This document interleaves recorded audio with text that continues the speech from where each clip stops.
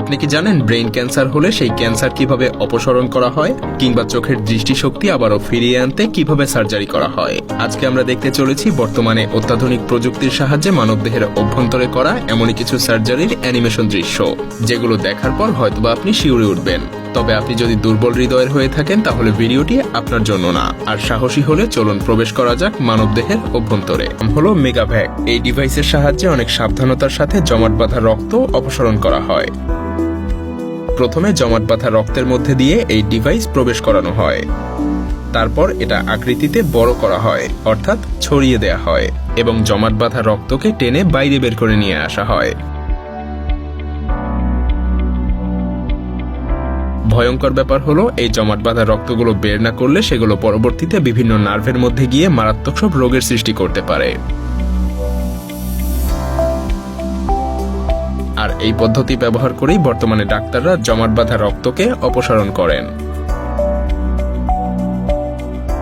হিপ্রিরোস্কোপিক slip গ্যাস্ট্রোপ্লাস্টি, এটা পাকস্থলী কেটে সাইজে ছোট করা এবং ওজন কমানোর বেশ কার্যকরী একটা পদ্ধতি। এমনকি এই সার্জারির কারণে কম খেলেই পেট ভরা মনে হয়। এই অপারেশনটা এমনভাবে করা হয় যাতে করে কোনো কাটাছেঁড়ার প্রয়োজন না পড়ে। একটা ক্যামেরা যুক্ত করে এই ডিভাইস পেটের ভেতরে প্রবেশ করানো হয়। সেই সাথে সেলাই করার জন্য সুতাও পাকস্থলীর মধ্যে প্রবেশ করানো হয়। ডিভাইসটা পেটের ভেতরে গিয়ে পাকস্থলীর দুই পাশের চামড়াকে টেনে ধরে সেলাই করতে থাকে, যে কারণে আস্তে আস্তে পাকস্থলীর সাইজ ছোট হয়ে আসতে শুরু করে। এতে করে 70 থেকে 80% পাকস্থলীর সাইজ ছোট হয়ে যায়, যে কারণে অল্প খেলেই পেট ভরে যায়। আর যারা ওজন নিয়ন্ত্রণ করতে চায় তাদের জন্য এটা বেশ কার্যকর পদ্ধতি।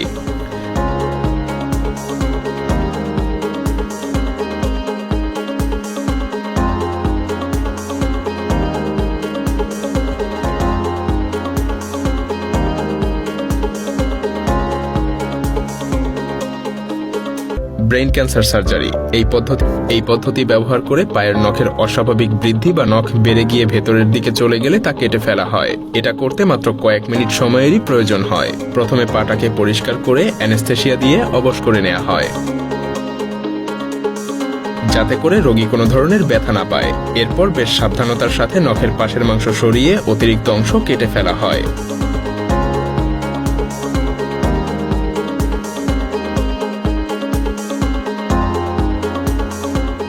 এরপর একটা ওষুধ লাগিয়ে দেয়া হয় যাতে করে সেখান থেকে আবারও অতিরিক্ত নখ না জন্মায়। অ্যান্ড্রোস্কোপিক planter facie release. Planter facie হলো এমন একটা টিস্যু যা পায়ের আঙুলগুলোকে গোড়ালির হাড়ের সঙ্গে সংযুক্ত করে। অনেক সময় এটা রিপ্লেস করার প্রয়োজন পড়ে, আর এটা অ্যান্ড্রোস্কোপিক পদ্ধতিতে করা হয়। এই পদ্ধতিতে প্রথমে পায়ের গোড়ালির একপাশে একটা ছোট্ট অংশ কেটে নেওয়া হয়। তারপর সেই ছিদ্র দিয়ে একটা ছোট যন্ত্র ঢুকিয়ে দেয়া হয় এবং সেটাকে পায়ের অন্য পাশ দিয়ে বের করা হয়।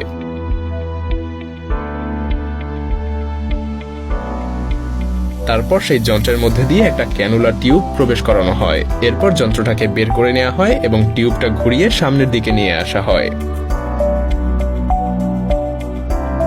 তারপর এই ক্যানুলা পরিষ্কার করে নেওয়া হয়। এরপর মাত্র 4 মিলিমিটারের একটা যন্ত্র ক্যানুলা টিউবটাতে ঢোকানো হয় এবং পায়ের নিচের ফেসিয়া টিস্যুটা ঠিক করার জন্য। এ সময় পাটাকে প্রসারিত করা হয় যাতে কোনো রকমের চর্বি থাকলে সেটা সরে গিয়ে মাংসপেশিগুলো ঠিক জায়গায় চলে আসে।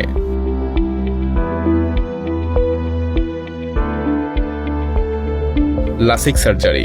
লাসিক সার্জারি মূলত চোখের দৃষ্টিশক্তি ঠিক করতে ব্যবহার করা হয়। এই পদ্ধতিতে কর্নিয়ার সাইজ ঠিক করা হয় যাতে সহজেই চোখের ভেতরে আলো আসা যাওয়া করতে পারে। কিন্তু চোখের কর্নিয়াতে বিভিন্ন ধরনের সমস্যার কারণে একটা আস্তরণ সৃষ্টি হয়ে দৃষ্টিশক্তি ঝাপসা হয়ে যায়। আর এই পদ্ধতিতে চোখের উপরে যে পর্দাটা থাকে সেটাকে একটা বিশেষ ডিভাইস দিয়ে কেটে ফেলা হয় এবং একটা নতুন সাইজ দেওয়া হয়।